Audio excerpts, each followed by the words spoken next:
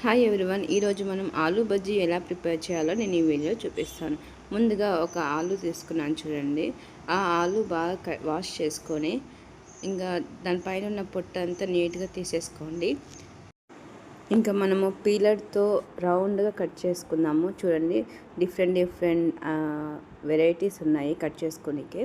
ఇంకా మనము ఈ పక్క నేను చూపిస్తున్న పక్క అది ఆలూ బజ్జీ చేసుకునే ఈక్వల్ సైజ్ వస్తుంది రౌండ్గా. చూడండి, నేను ఎలా అయితే కట్ చేస్తున్నా మీరు అలానే కట్ చేసుకోండి. నిదానంగా కట్ చేసుకోండి. వేలు అనేది కట్ అయిపోతుంది, ఫాస్ట్గా చేయదు. చూడండి, రౌండ్గా వస్తున్నాయి. అలా మీరు కూడా చేసుకోండి. కావాలంటే మీరు నైఫ్తో కూడా రౌండ్గా కట్ చేసుకోవచ్చు. నైఫ్తో అయితే కొంచెం కష్టము, దీంతో అయితే ఈక్వల్గా వస్తుంది. అంత లావు కాకుండా అంత సన్నగా కాకుండా. చూడండి, నేను ఒక ఆలుగడ్డ తీసుకొని అన్నీ కట్ చేసుకొని పెట్టుకున్నాను. ఇంకా మీరు ఇది బాగా వాష్ చేసుకోవాలి 2 to 3 times. దానిపైన ఉన్నంత డస్ట్ అంతా వచ్చేస్తుంది. చూడండి, నేను ఇలా అంటేనే మొత్తం వాటర్ అంతా మీకు డిఫరెంట్ కలర్లా కనిపిస్తుంటుంది. చూడండి, ఇలా బాగా తెల్లగా వాష్ చేసుకోండి. ఇంకా ఇది ఒక 10 నుంచి 15 నిమిషాలు అలానే వాటర్లో పెట్టండి. అంటే క్రిస్పీగా వస్తాయి, తొందరగా వేగిపోతాయి. ఇది ఒక చిన్న చిట్కా మీకు. నేను శనగపిండి బౌల్లో తీసుకుంటున్నాను చూడండి.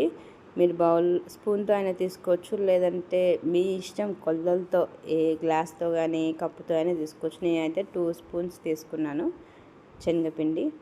2 to 2.5 spoons అనుకోండి. ఇంకా మనం బియ్యం పిండి ఒక స్పూన్ వేయండి. నేను పెద్ద స్పూన్ కాబట్టి అలా వేస్తున్నాను కొంచెం కొంచెం. ఇంకా మనకు కావాల్సిన ఇంగ్రీడియంట్స్: కారం పొడి 1 tablespoon, చిటికెడంత ఉప్పు సరిపోయేంత వేసుకోండి. ఇంకా మనం చిటికెడంత సోడా ఎక్కువ వేయకండి, ఆయిల్ ఎక్కువ పీడుస్తుంది.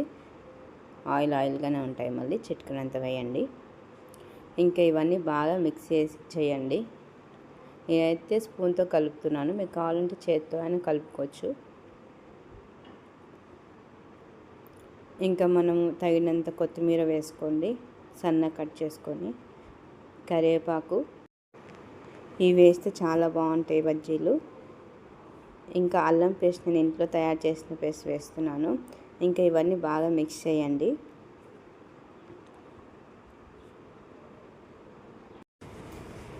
ఇంకా మనము పిండిని కలుపుకుందాము.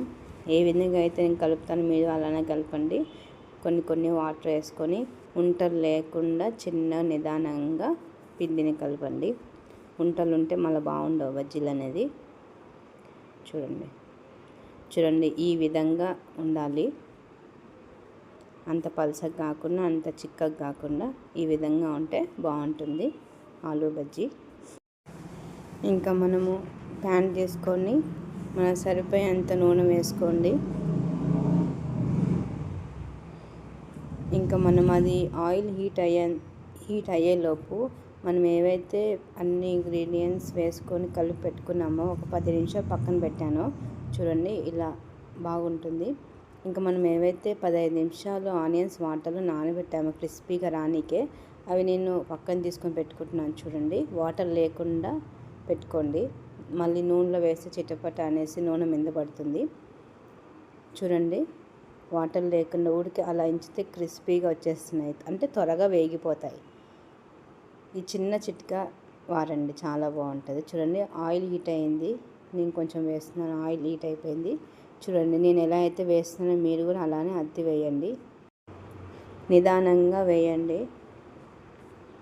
ఇవి మటుకు చాలా బాగుంటాయి. మీడియం ఫ్లేమ్లో పెట్టి వేయించండి ఒక 10 నిమిషాలు. ఆలు కూడా వేగిపోతుంది. చూడండి, ఇంకా ఇప్పుడు మనం తిప్పించుకోండి.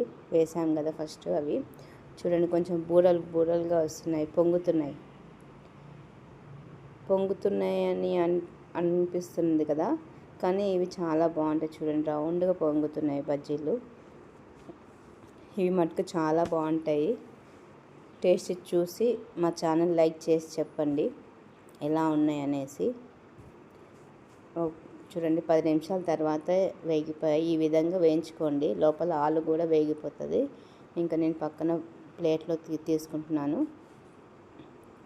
వేడి వేడి తినకండి, కొంచెం చల్లారాక తినండి. మా ఛానల్ లైక్ చేయండి, సబ్స్క్రైబ్ చేయండి, షేర్ చేయండి. ఇవి మటుకు చాలా బాగుంటాయి.